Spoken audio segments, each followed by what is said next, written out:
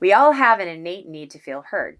Every person, big or small, young or old, smart or not so smart, wants to, even needs to be heard, and we all go through great lengths to make this happen. Babies, and sometimes adults, scream. Children, and sometimes adults, throw tantrums.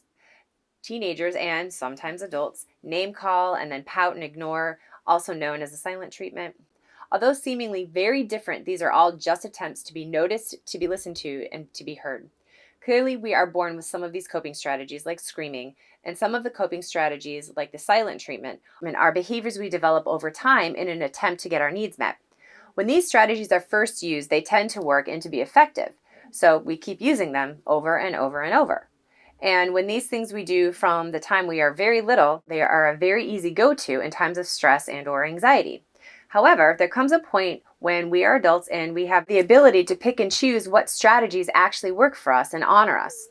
The problem is that many people don't realize that A, they have a choice, and B, that making a different choice might not only make them feel better, but might also work better.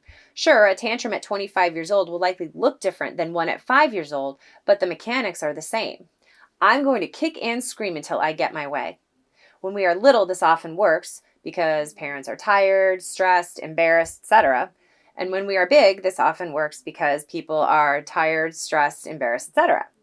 However, is using a tantrum as a means to an end the most efficient way to get the most effective result? Does it honor the idea of the common good, or is it just a selfish form of manipulation to get what you want? Now, I'm a believer that everyone's voice has a right to be heard.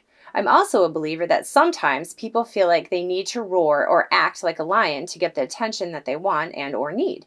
But I also believe that as we learn and grow, hopefully our methods of attention seeking change and the tantrum is no longer the tactic used. My hope is that people learn enough about themselves and who they are that they will then be able to surround themselves with people, their tribe, that will not only honor and embrace this, but will also help this fellow tribe member actualize the person they strive to be. Because when that happens, hopefully you won't need to roar like a lion to be heard and to feel loved. The tribe will hear you loud and clear, even in moments of silence.